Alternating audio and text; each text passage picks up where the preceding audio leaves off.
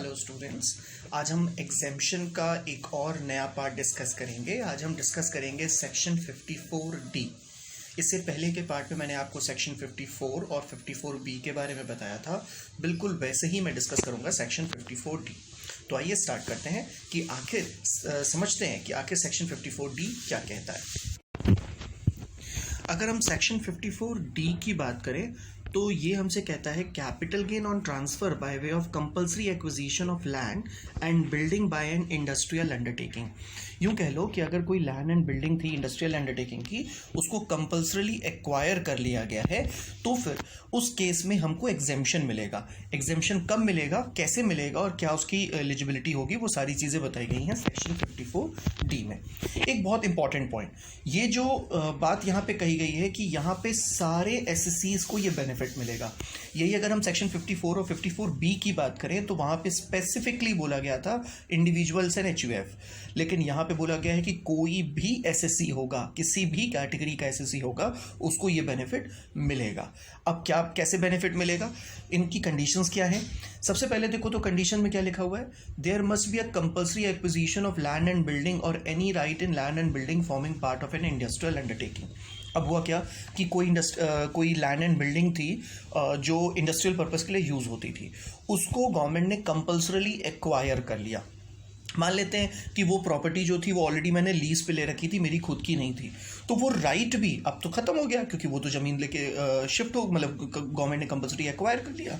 अब जो वहाँ पे सेटअप था, अब ऐसा तो नहीं करूँगा कि मैं वो बिज़नेस को बंद ही कर दूंगा। मैं क्या करूँगा, उस बिज़नेस को कहीं दूसरी जगह शिफ्ट करूँगा। शिफ्ट करने पर मुझे दोबारा से कोई नई लैंड खरीदनी पड़ेगी, कोई बिल्डिंग खरीदनी पड़ेगी। तो जैसा मैंने आपको बताया कि अगर हम किसी दूसरे का शिफ्ट करते हैं तो शिफ्ट करने पे मुझे लैंड और बिल्डिंग खरीदनी पड़ती है, मुझे अपनी चीज़ों को शिफ्ट करने में कुछ जो एक्सपेंसेस होते हैं वो हमें अलाउड एज अ डिडक्शन हो जाएंगे, वो एग्जेम्पशन मिल जाएगा अंडर सेक्शन 54D में। तो कंडीशन क्या कहती थी? सबसे पहली कह रही थी there must be a compulsory acquisition of land and building और any right in land or building forming part of an industrial undertaking. Second point, the land and building should have been used by the assessee for the purpose of business of the industrial undertaking in the 2 years immediately preceding the date of transfer. इनका कहना है कि जब हमने asset को transfer किया, जब land and building को गवर्नमेंट ने कंपल्सरीली एक्वायर किया, उससे पहले कम से कम 2 साल तक इंडस्ट्रियल पर्पस के लिए वो ज़मीनें, वो लैंड एंड बिल्डिंग यूज़ होनी ही चाहिए। अगर वो यूज़ नहीं है तो फिर उसका बेनिफिट आपको नहीं मिलेगा। फिर थर्ड पॉइंट इन्होंने क्या कहा, the assessee must purchase any other land or building और construct any building for shifting or re-establishing the existing undertaking or setting up a new industrial undertaking within 3 years from the date of transfer। यानी कि अब जब land or building compulsorily acquire हो गई तो मैं क्या करूँगा, मैं उस ज़मीन को कहीं दूसरी जगह शिफ्ट करूँगा, मैं अपनी इंडस्ट्री कहीं दूसरी जगह शिफ्ट करूँगा। तो शिफ्ट करने पे हो सकता है कि मैं उसको शिफ्ट कर रहा हूँ, हो सकता है मैं उसको रीस्टैब्लिश कर रहा हूँ, हो सकता है कि मैं बिल्कुल नई इंडस्ट्री खोल रहा हूँ। तो 3 साल के अंदर अंदर मैंने अगर ये इन्वेस्टमेंट कर दिया तो ही ये कंडीशन फुलफिल मानी जाएगी। फोर्थ पॉइंट क्या कहता है, if such investment is not made before the date of filing of return of income, then the capital gain has to be deposited under the capital gain account scheme. Amount utilized by the SSC for purchase of new asset and the amount so deposited shall be deemed to be the cost of new asset। भैया देखो, ऐसा है कि हमने आपको 3 साल का समय दे दिया।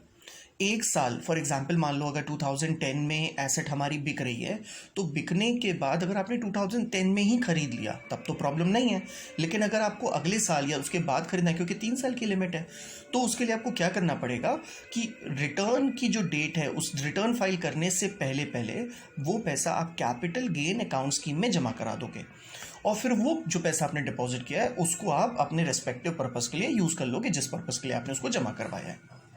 अच्छा, अब जब हम एग्जेम्पशन या डिडक्शन की बात करेंगे तो जितने पैसे आपने खर्च किए हैं प्लस जितने पैसे आपने डिपॉजिट किए हैं उस स्पेशल अकाउंट में, उसका आपको एग्जेम्पशन मिल जाएगा, क्योंकि वो पैसे भी जो आपने डिपॉजिट किए हैं वो पैसे भी आप यूज़ करोगे। किस पर्पज़ के लिए? वो पैसे भी आप लैंड एंड बिल्डिंग को एक्वायर करने, रीस्टैब्लिश करने के लिए ही यूज़ करोगे। होपफुली आपको ये बातें समझ में आ रही होंगी। अब फाइनली हम अपने लास्ट पार्ट पे आगे बढ़ चुके हैं, जिसमें हमने आपको बताना है कि क्वांटम ऑफ एग्जेम्पशन। आखिर एग्जेम्पशन कितना मिलेगा, ये तो बहुत ही सिंपल है, बस घुमा फिरा के बातें बोलती हैं, बस लाइन बहुत सिंपल सी है, जितना एक्चुअल इन्वेस्टमेंट आप करोगे वो, या जो भी आपका गेन है, विच एवर इज लोअर, मैं रिपीट कर रहा हूँ, जितना आप इन्वेस्ट करोगे वो, या इन्वेस्ट जो भी कैपिटल गेन है विच एवर इज लोअर का आपको एग्जेम्पशन मिल जाएगा। बुक ने क्या लिखा है उसको समझते हैं। If cost of new asset is more than or equal to capital gain, entire capital gain is exempt। यानी कि मान लेते हैं कि आपका गेन हुआ है 2 करोड़ रुपए, आपने इन्वेस्ट किया है 3 करोड़ रुपए, तो 2 crore whichever is lower 2 crore है, 2 करोड़ का आपको एग्जेम्पशन मिल जाएगा। दूसरा, if cost of new asset is less than capital gain to the extent of cost of new asset is exempt. यानी कि अब मान लेते हैं कि आपका गेन हुआ है 2 करोड़ रुपए और आपने इन्वेस्ट किया है 1.5 करोड़ रुपए, तो 1.5 करोड़ का आपको एग्जेम्पशन मिल जाएगा। बचे हुए जो 50 लाख है उसके ऊपर आपको टैक्स पे करना पड़ेगा। जैसे हमने पिछली सेक्शंस पे बात की थी वैसे ही हम यहाँ पे भी बात करेंगे, और यहाँ पे हम आपको बताएंगे कि इसके जो आपने इन्वेस्टमेंट किया है उस इन्वेस्टमेंट को आपको कितने समय तक होल्ड करने की ज़रूरत है। तो consequences of transfer of new asset before 3 years, यानी कि अगर 3 साल से पहले आपने जो एसेट खरीदा है उसको अगर आपने ट्रांसफर कर दिया तो क्या होगा। If the new asset is transferred before 3 years from the date of its acquisition, then the cost of asset will be reduced by capital gain exempted earlier for computing capital gain. वही पुरानी बातें जो मैंने आपको section 54 में, 54B में और 54D तीनों की बातें बिल्कुल कॉमन है।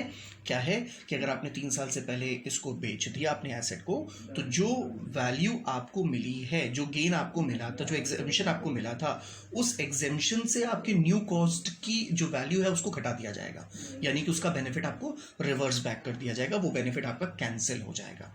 तो मेक श्योर कि आप अपने एसेट को कम से कम 3 साल तक अपने पास होल्ड करें। होपफुली आपको ये बातें सब अच्छे से समझ में आई होंगी। फिर भी अगर आपको लगता है कि कोई डाउट है या कुछ कंसल्टेशन की ज़रूरत है तो बेहिचक आप कॉन्टैक्ट करिए। Thank you and have a nice day.